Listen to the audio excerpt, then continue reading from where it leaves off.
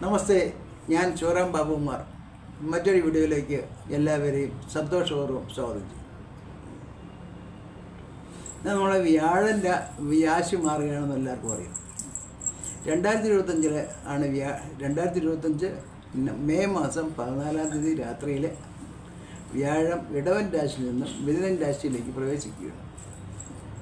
ഒരു വർഷവും 15 ദിവസം, ഏകദേശം 2026 ജൂൺ 2-ാം തീയതിയാണ് മാറി കർക്കിടകത്തിലേക്ക് പോകുന്നത്. അപ്പം അതുവരെയുള്ള കാലഘട്ടം മീനൻ രാശിയിലാണ് വ്യാഴം ഉണ്ടാകുന്നത്.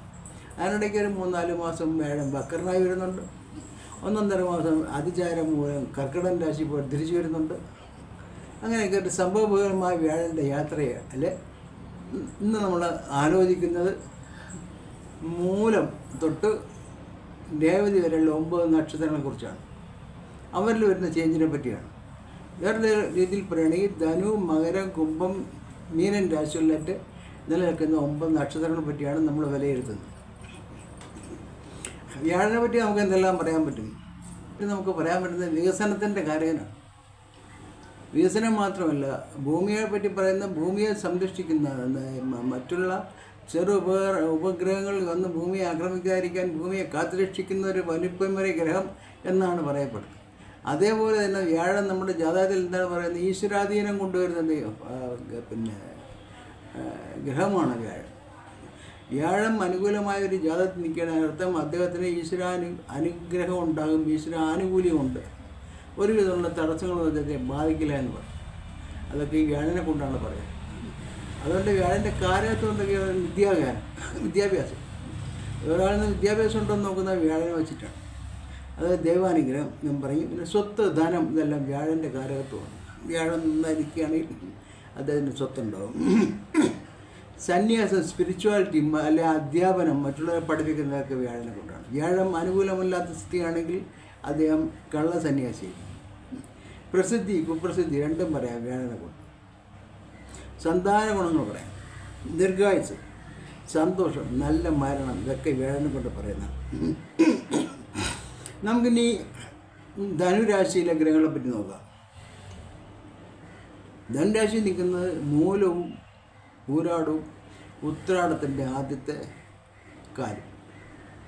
മൂലം പൂരാടക്കാർക്ക് എന്താണ്? അവർ കഴിഞ്ഞ ഒരു വർഷമായിട്ട് 6-ലായിരുന്നു വ്യാഴം, ഇടവത്തിൽ.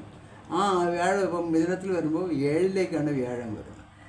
അനുഗ്രഹം 7-ലേക്ക് വ്യാഴം വരുമ്പോൾ ഈശ്വരാധീനം കൊണ്ടുവരുന്ന വ്യാഴമാണ്. ധനുരാശിയുടെ അധിപനാണ് വ്യാഴം. ആ വ്യാഴമാണ് 7-ൽ നിന്ന് ഉടനെ ഇങ്ങോട്ട് നോക്കാൻ പോകുന്നത്. അപ്പോൾ മൂലം പൂരാടം നക്ഷത്രക്കാരെ സംബന്ധിച്ചിടത്തോളം വളരെ സുഭിക്ഷമായൊരു സമയമാണ്, വളരെ നല്ല സമയമാണ്. രാജയോഗപ്രദമായൊരു സമയമാണ് വ്യാഴം കഴി വരുന്നത്. അവർ തമ്മിലുള്ള ഭാര്യാഭർത്താക്കന്മാർ തമ്മിലുള്ള കൊച്ചു കൊച്ചു പ്രശ്നം കൊണ്ട് അതൊക്കെ മാറും. അവർക്ക് വലിയ ഇതായിരുന്നു ഈ ധനുരാശിക്കാർക്ക്. ഇങ്ങനെ അവിടെ പോകണം, ഇവിടെ പോകണം, പർവ്വതാരോഹണം, അഡ്വഞ്ചേഴ്സ്, അതൊക്കെ ഇനി അവർക്ക് ചെയ്യാൻ പറ്റും. ഇതൊരു തടസ്സമായിരുന്നു പലരും.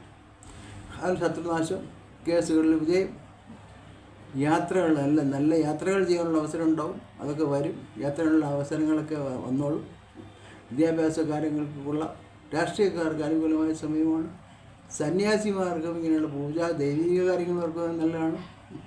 എല്ലാവർക്കും ഒരു നല്ല അനുകൂലമായ സമയമാണ് വരാൻ പോകുന്ന ഒരു വർഷം. വ്യാഴം മിഥുനത്തിൽ നിൽക്കുന്ന ഒരു വർഷവും പിന്നെ വ്യാഴൻ്റെ ദൃഷ്ടിയും കൂടെ ഉണ്ടെന്നുള്ള പ്രത്യേകതയും കൊണ്ട് അതിനകത്തുണ്ട്. അതേപോലെ നമുക്ക് നോക്കാം. അതിന് അവസാനം നിൽക്കുന്ന എന്താണ്? ഉത്തര നക്ഷത്രമാണ്. ഉത്തര നക്ഷത്രത്തിൻ്റെ ആദ്യത്തെ ഭാഗം. ഡിഗ്രി വൈസ് നമ്മൾ ഡിഗ്രിയുടെ അവരുടെ ഓരോ ഉത്തരം എന്ന് പറയുമ്പോൾ ഈ ധനുരാശിയുടെ അവസാനത്തെ 27-28 ഡിഗ്രികളിലാണ്. ആ ഡിഗ്രി വരുമ്പോൾ വ്യാഴം അതിന് ആനുപാതികമായിട്ട് അവിടെ മിഥുനത്തിൽ വരുമ്പോഴേ അവർക്ക് അതിന് ഗുണങ്ങൾ കിട്ടും. അങ്ങനെ വരുമ്പോൾ ഞാൻ പറയുന്നത് ഒരു ആഗസ്റ്റ് മാസം തൊട്ടായിരിക്കും 7-ലേക്ക് വ്യാഴം വന്നതിൻ്റെ ഗുണം ഉത്തര നക്ഷത്രക്കാർക്ക് ലഭിക്കുന്നത്. അവർക്ക് ഇപ്പോഴേ ലഭിക്കില്ല. മാത്രമല്ല അവർക്ക് അടുത്ത ആഗസ്റ്റ് വരെ ഇതിൻ്റെ ഗുണങ്ങൾ കിട്ടുകയും ഒരു വർഷത്തോളം കിട്ടും. ഇതാണ് വ്യാഴൻ്റെ ഈ 3 നക്ഷത്രങ്ങളെ പറ്റി പറയാനുള്ളത്. ഇനി നമുക്ക് അടുത്ത മകരം നോക്കാം. മകരം രാശിയുടെ നക്ഷത്രങ്ങൾ പറഞ്ഞാൽ ഉത്രാടത്തിൻ്റെ അവസാനത്ത് 45 ഡിഗ്രി അല്ല, അഥവാ 3 ഭാഗം, തിരുവോണം, അവിട്ടത്തിൻ്റെ ആദ്യത്തെ 2 ഭാഗം. ഇവർക്ക് ഇതേവരെ 3-ൽ പിന്നെ ഇവർക്ക് എന്തായിരുന്നു സംഭവം? ഇവർക്ക് 5-ലായിരുന്നു വ്യാഴം. അനുകൂലമായ വ്യാഴമായിരുന്നു. ആ വ്യാഴം ഇപ്പോൾ 6-ലോട്ട് മാറുകയാണ്. അപ്പോൾ ഇവർക്കെതിരെ ഉണ്ടായിരുന്ന ശത്രുക്കളോ മറ്റു അവരൊക്കെ തലവെക്കും ചെറുതായിട്ട്. ചെറിയ ചെറിയ ശല്യങ്ങളുണ്ടോ. പിന്നെ 3ലേക്ക് ശനി ഇപ്പം മാറിയിട്ടുണ്ട്.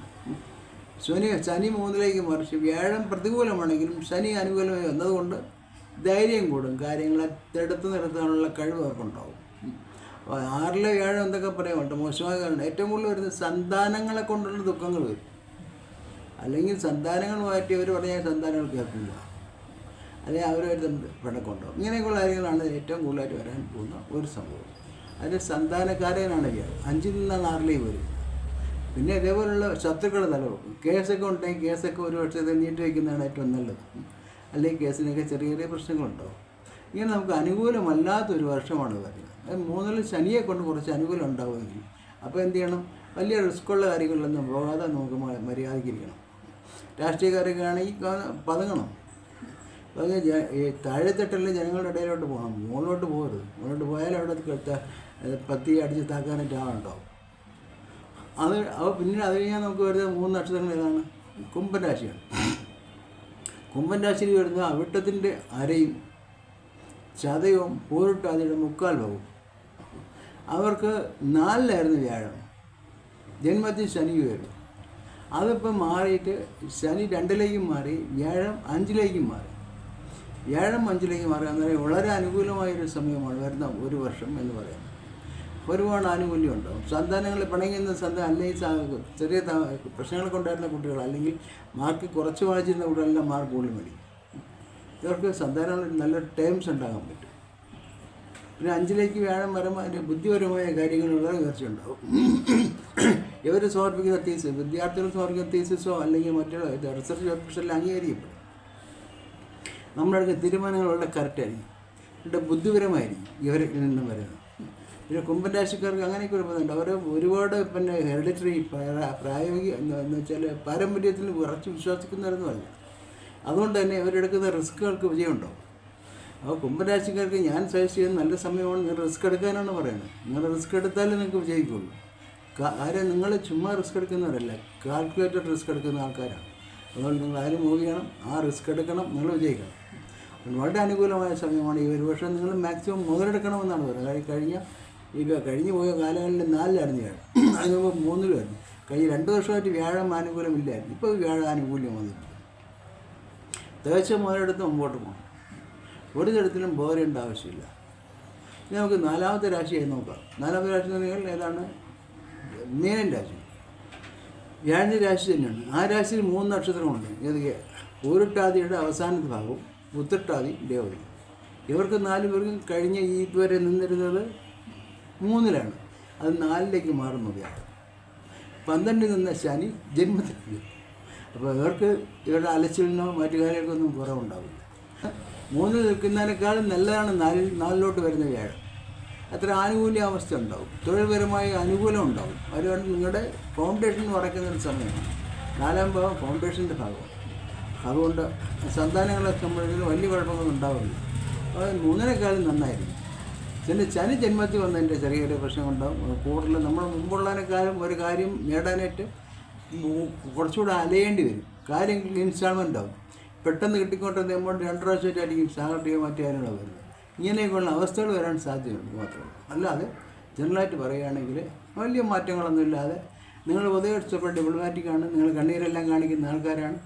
അതെല്ലാം കാണിച്ചു ഉള്ളതുപോലെ ലേഡീസ് ഒരുപാട് സെൻറ്റിമെൻറ്റിലാവണ്ട. കാര്യം നിങ്ങൾക്ക് കുറച്ച് കണ്ണീരൊഴിക്കേണ്ട സമയം വരും. ഇതിനായിട്ട് അത് നിങ്ങൾ ധൈര്യപൂർവ്വം നിന്ന് കഴിഞ്ഞാൽ നിങ്ങൾക്ക് ഈ സമയവും നിങ്ങൾക്ക് നന്നായിട്ട് പോകാൻ പറ്റും. ഒരു വർഷം കൊണ്ട്, കഴിഞ്ഞ വർഷം ഈ വരുന്ന ഒരു വർഷം കൂടെയൊക്കെ ശ്രമിച്ചാൽ അടുത്ത വർഷം വ്യാഴം വളരെ അനുകൂലമായി. അതുകൊണ്ട് അഡ്ജസ്റ്റ് ചെയ്തൊക്കെ പോവുക കാര്യങ്ങൾ. അപ്പോൾ നമുക്ക് സമയം മോശമാണെന്ന് അറിയാൻ നമ്മൾ എന്ത് ചെയ്യും? നമ്മൾ കാര്യങ്ങളിൽ പതുങ്ങി നമ്മൾ നന്നായി വരുന്നവരെ നമ്മൾ പതുങ്ങിയിരിക്കണം, എന്നിട്ട് ജമ്പ് ചെയ്യണം. അതാണ് പറയാം. അപ്പോൾ അതുകൊണ്ട് എല്ലാവരും മഹാവിഷ്ണുവിനെ ഭജിക്കുക, പാവപ്പെട്ട ആൾക്കാർക്ക് പിന്നെ ഡൊണേഷൻസ് കൊടുക്കുക. ഇതൊക്കെയാണ് പറയുന്ന പരിഹാര മാർഗങ്ങളെന്ന് പറയുന്നത്. അപ്പോൾ ഇതെല്ലാം ചെയ്തു കഴിഞ്ഞാൽ നിങ്ങൾക്ക് നല്ലൊരു വർഷം ആസ്വദിക്കാൻ പറ്റും. എല്ലാവർക്കും നല്ലൊരു വർഷം ആസ്വദിച്ചുകൊണ്ട് ആശംസിച്ചുകൊണ്ട് നിർത്തുന്നു. നന്ദി, നമസ്കാരം.